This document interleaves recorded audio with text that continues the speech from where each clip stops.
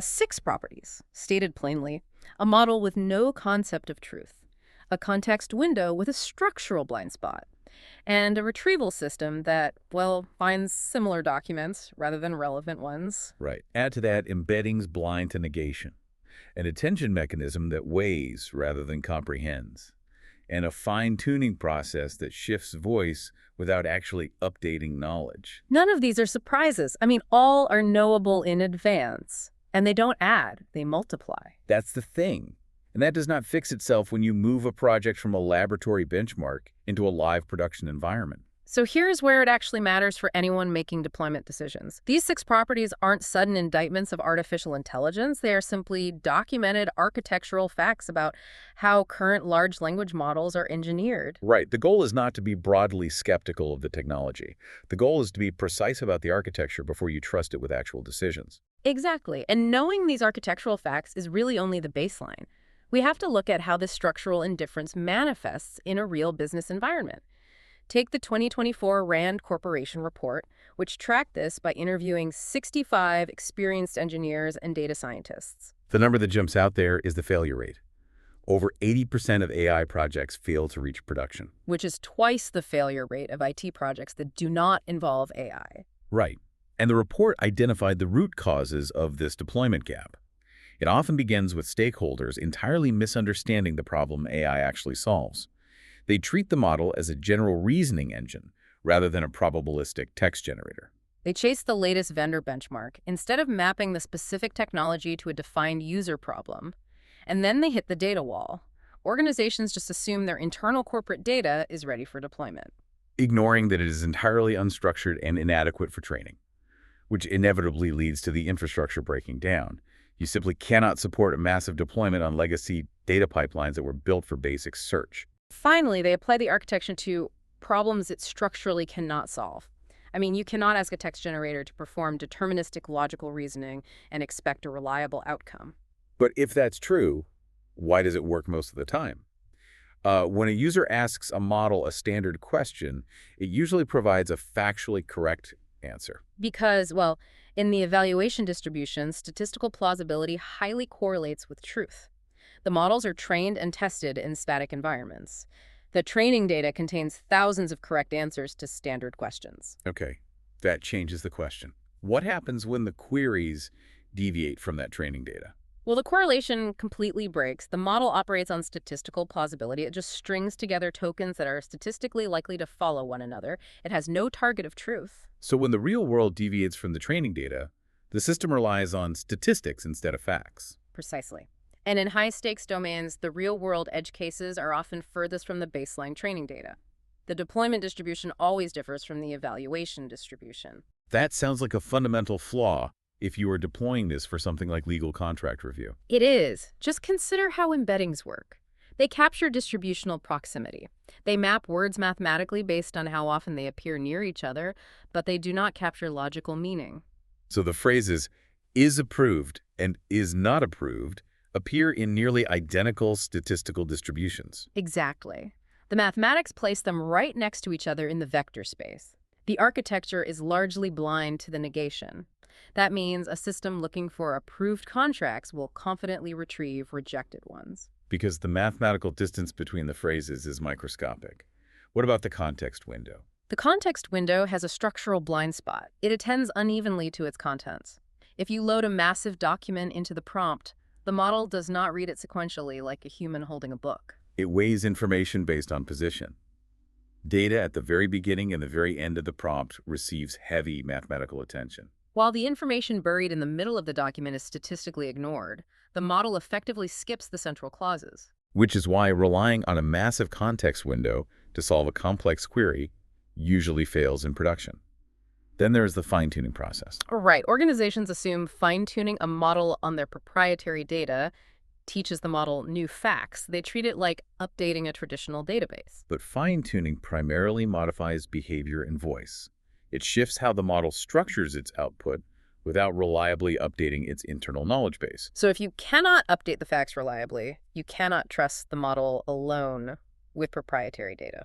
So the fix is in the model. No. The fix is recognizing that this is not primarily a model problem, it is a systems problem. You cannot engineer a model out of these constraints. You have to build a system around the model to compensate for what it lacks. You must build an outer loop. The source material details 4 unglamorous but strictly necessary requirements for responsible deployment. The first is building a failure mode taxonomy. And this cannot simply be a downloaded list of generic AI risks. It requires a structured analysis of how your specific model fails in your specific application. You have to instantiate these failure patterns through red teaming and adversarial testing. You must find exactly where the system breaks against your specific query distribution before your users do. The second requirement addresses the output tone. Language models default to absolute certainty. They generate a hallucination with the exact same fluent, authoritative tone as a confirmed fact. There is no internal hesitation, and this is why the system must calibrate that confidence externally. You need deliberate system design, beginning with retrieval provenance.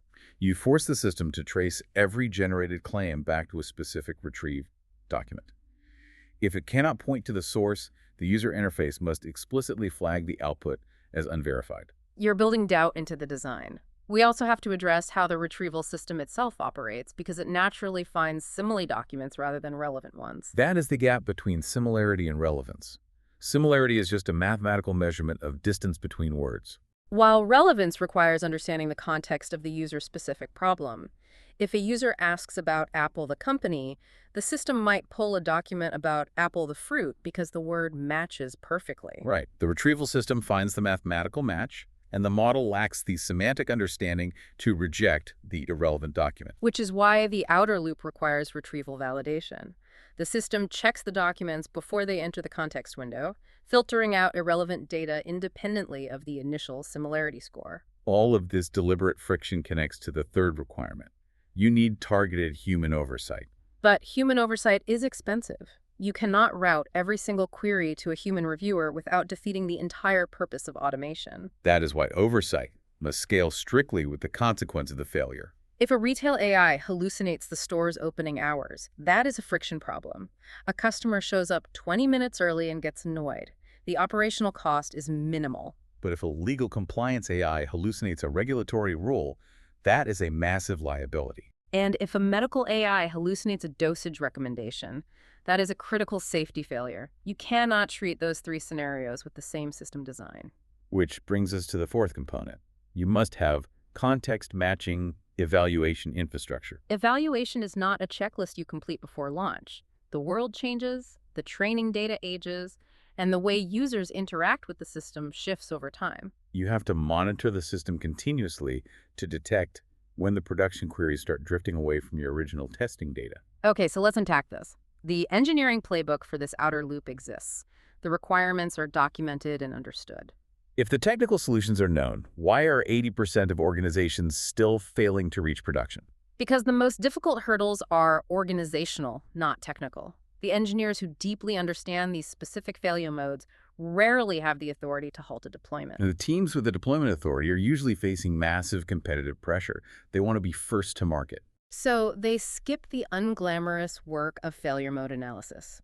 They select a model based on public benchmarks, attach a basic RAG layer, and push it live.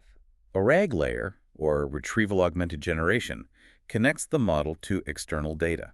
It works perfectly on the queries that resemble its evaluation set. Then it hits the real world.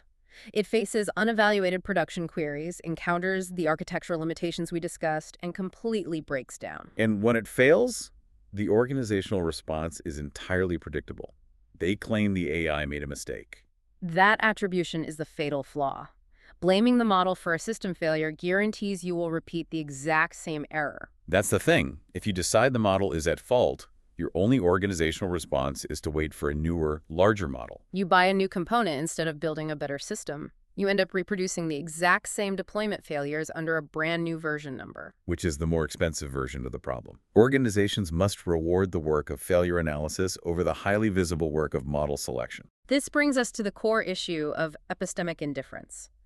The model structurally does not care what is true. It is architecturally indifferent. It lacks the internal mechanism to distinguish between a fact and a highly probable sequence of tokens. Because the model is indifferent, The epistemic responsibility must sit somewhere else in the architecture.